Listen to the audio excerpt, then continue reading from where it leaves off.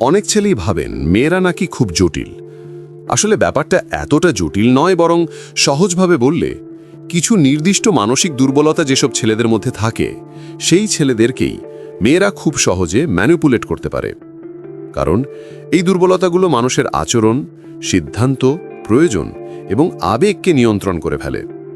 আজকের ভিডিওতে আমরা আলোচনা করব ঠিক সেই 5টি মানসিক দুর্বলতা নিয়ে, যেগুলো থাকলে একজন ছেলে অজান্তেই এমন একটা জায়গায় চলে যায় যেখানে তার আবেগ, তার সিদ্ধান্ত, এমনকি তার নিজের সীমাগুলো অন্য কেউ নিজের সুবিধা মতো ব্যবহার করতে শুরু করে।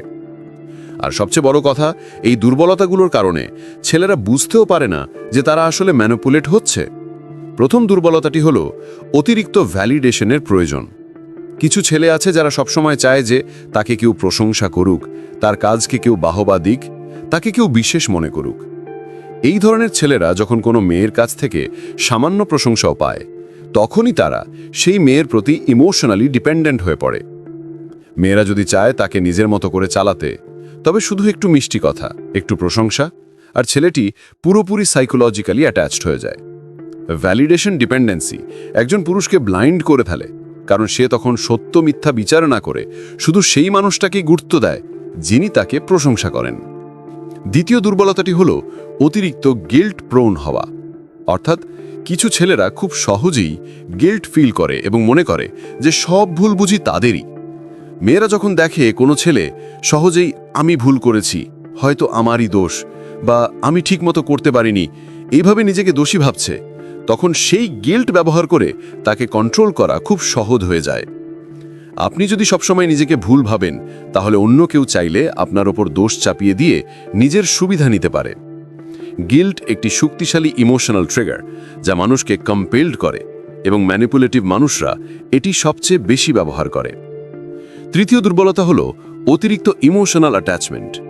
সম্পর্ক থাকা ভালো, সংবেদনশীল হওয়া ভালো, কিন্তু কিছু ছেলে এতটাই ইমোশনালি অ্যাটাচড হয়ে যায় যে তারা কোনো ভুল বা খারাপ আচরণকেও ইগনোর করে।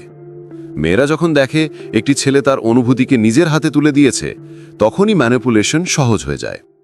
কারণ ইমোশনাল উইকনেস একজন মানুষকে বোঝায় যে তুমি যদি আমার প্রতি রাগ করো বা দূরে যাও, আমি ভেঙে পড়ব। আর এই মাইন্ডসেট থাকা মানেই অন্যজন ইচ্ছে মতো আপনার ডিসিশন, টাইম এবং বিহেভিয়ার নিয়ন্ত্রণ করতে পারবে। ইমোশনাল ওভার অ্যাটাচমেন্ট একজন ছেলেকে নিজের বাউন্ডারি ভুলিয়ে দেয়। চতুর্থ মানসিক দুর্বলতা হলো নাইস গাই সিনড্রোম। অর্থাৎ সব সময় ভালো হতে চাওয়া, কারো মন খারাপ হবে বলে নিজের প্রয়োজন, নিজের সীমা, নিজের অবস্থান প্রকাশ না করা। মেয়েদের প্রতি রেসপেক্ট থাকা জরুরি, কিন্তু নিজের সেলফ রেসপেক্ট হারিয়ে ফেলা মোটেও হেলদি নয়। অনেক ছেলে মনে করে সব সময় হ্যাঁ বলা, সব সময় স্যাক্রিফাইস করা, সব কিছু মেনে নেওয়াই তাকে অ্যাট্রাকটিভ করে তুলবে। কিন্তু রিয়ালিটি কমপ্লিটলি অপোজিট। নাইস গাইরা সহজেই ম্যানিপুলেট হয়, কারণ তারা বাউন্ডারি সেট করতে পারে না, নিজের প্রয়োজনকে অগ্রাধিকার দেয় না এবং সংঘর্ষকে ভয় পায়। এর ফলে মেয়েরা যদি নেগেটিভ ইন্টেনশন নিয়ে তাকে অ্যাপ্রোচ করে, তাহলে কন্ট্রোল নেওয়া খুব সহজ হয়ে যায়। পঞ্চম দুর্বলতা হলো বিচ্ছিন্ন হয়ে যাওয়ার ভয়, অর্থাৎ অ্যাব্যান্ডনমেন্ট ফিয়ার।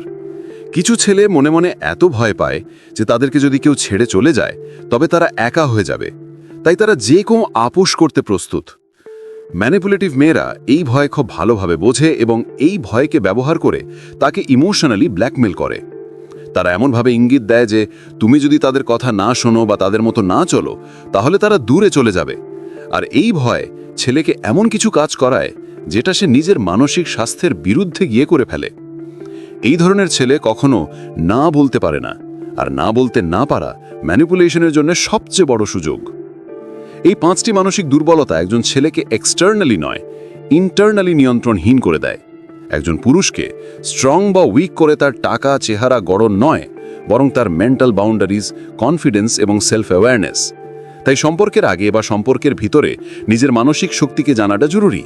কেউই পারফেক্ট নয়, কিন্তু নিজের দুর্বলতাকে জানা মানেই সেটাকে ঠিক করার প্রথম ধাপ। সম্পর্ক কখনোই হওয়া উচিত নিয়ন্ত্রণ বা ম্যানিপুলেশনের জায়গা থেকে নয়, হওয়া উচিত মিউচুয়াল রেসপেক্ট এবং ইমোশনাল ম্যাচিউরিটি থেকে।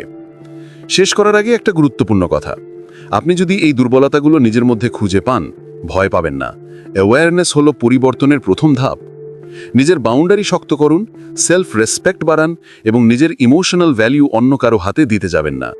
এতে আপনি শুধু ম্যানিপুলেশন থেকে দূরেই থাকবেন না, বরং আরও উচ্চ মূল্যের, কনফিডেন্ট এবং ইমোশনালি স্টেবল মানুষ হয়ে উঠবেন। আপনি যদি মনোবিজ্ঞান, মানব আচরণ এবং আত্ম-উন্নয়ন নিয়ে আরও ভিডিও পেতে চান, তাহলে এখনই সাবস্ক্রাইব করে রাখুন মনোবিজ্ঞান সাইকোলজি চ্যানেলটি।